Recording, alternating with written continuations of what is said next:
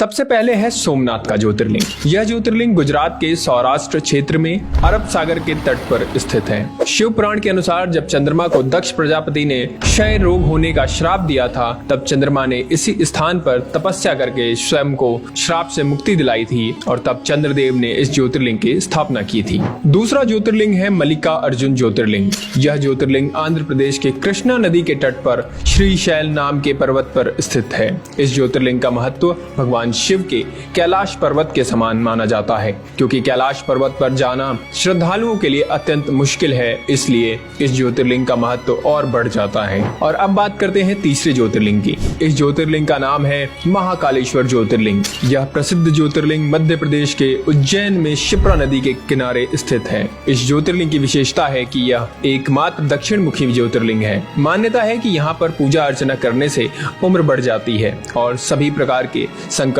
टल जाते हैं। चौथा ज्योतिर्लिंग है ओमकारेश्वर ज्योतिर्लिंग। यह ज्योतिर्लिंग मध्य प्रदेश के प्रसिद्ध शहर इंदौर के पास स्थित है। जिस स्थान पर ज्योतिर्लिंग है उस स्थान पर नर्मदा नदी बहती है और यह नदी चारों ओर बहती है, जिसमें यहाँ ओम का आकार बनता है, इसलिए इसे ओमकारेश्वर के नाम से जाना जाता है। मान्यता है कि तीर्थयात्री सभी तीर्थों से जल लाकर ओमकारेश्वर में अर्पित करते हैं और तभी उनके सारे तीर्थ पूरे माने जाते हैं। पांचवा है केदारनाथ ज्योतिर्लिंग। भगवान शिव का यह प्रसिद्ध ज्योतिर्लिंग उत्तराखंड में स्थित है। यह मंदिर समुद्र तल से 3200 किलोमीटर ऊंचाई पर स्थित है। यहाँ सर्दियों में भारी बर्फबारी होती है, इसलिए सर्दियों के 6 महीने यहाँ जाना मुश्किल है, अर्थात यहाँ दर्शन के लिए सिर्फ गर्मी में ही जाया जा सकता है। मान्यता है कि इस मंदिर का निर्माण पांडवों के पौत्र महाराजा जन्मेजय ने करवाया था। अब बात करते हैं छठे ज्योतिर्लिंग की, जिसका नाम है भीमाशंकर ज्योतिर्लिंग। यह ज्योतिर्लिंग महाराष्ट्र के पुणे जिले में पश्चिमी घाट या सह्याद्री नामक पर्वत पर स्थित है। यहाँ स्थित शिवलिंग काफी मोटा है और इसलिए इसे मोटेश्वर महादेव भी कहा जाता है। सातवां है विश्वनाथ ज्योतिर्लिंग। यह ज्योतिर्लिंग उत्तर प्रदेश के काशी में गंगा नदी के किनारे स्थित है। यहाँ की मान्यता है कि काशी नगर को स्वयं भगवान शिव ने बसाया था और कैलाश पर्वत के बाद उनका दूसरा स्थायी निवास यही था।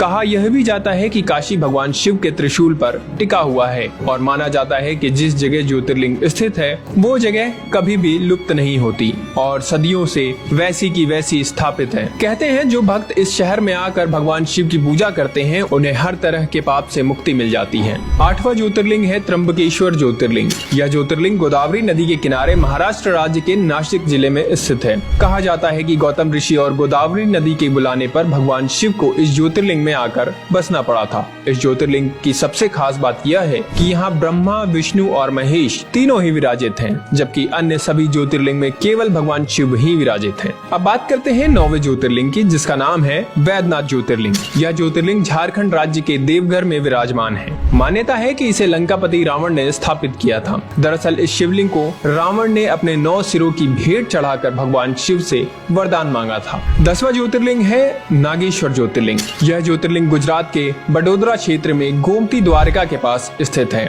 इसके अलावा कुछ लोग उत्तराखंड के अल्मोड़ा जिले में स्थित जागेश्वर शिवलिंग को भी नागेश्वर ज्योतिर्लिंग मानते हैं। 11वां ज्योतिर्लिंग है रामेश्वरम ज्योतिर्लिंग। यह ज्योतिर्लिंग तमिलनाडु के रामनाथन जिले में मन्नार की खाड़ी के पास स्थित है। यह भारत के दक्षिणी भाग में सबसे अधिक देखे जाने वाले मंदिरों में से एक है। मान्यता है कि यहाँ भगवान राम ने वानरों के साथ मिलकर लंका पर चढ़ाई के लिए राम सेतु बनाया था और यही उन्होंने रामेश्वरम ज्योतिर्लिंग की स्थापना की थी। इस दिव्य तीर्थ को भारत के 4 धामों में से एक भी माना जाता है। और अब 12वां यानी कि अंतिम ज्योतिर्लिंग, जिसका नाम है कृष्णेश्वर ज्योतिर्लिंग। यह ज्योतिर्लिंग महाराष्ट्र के दौलताबाद से लगभग 18 किलोमीटर दूर बहरौल गांव में स्थित है। इस मंदिर का निर्माण देवी अहिल्या होलकर ने करवाया था। धुष्मेश्वर महादेव के दर्शन से सभी पाप दूर हो जाते हैं और जीवन में सुख ही सुख आ जाता है। तो दोस्तों ये थे भगवान शिव के 12 ज्योतिर्लिंग, जो सिर्फ भगवान शिव के स्थान ही नहीं बल्कि हमारी संस्कृति और भारतीय धरोहर का भी एक अंग माने जाते हैं। इसलिए अगर आपको वीडियो अच्छी लगी हो तो हमारे चैनल को सब्सक्राइब करें और हमारे फेसबुक पेज को फॉलो करना ना भूलें।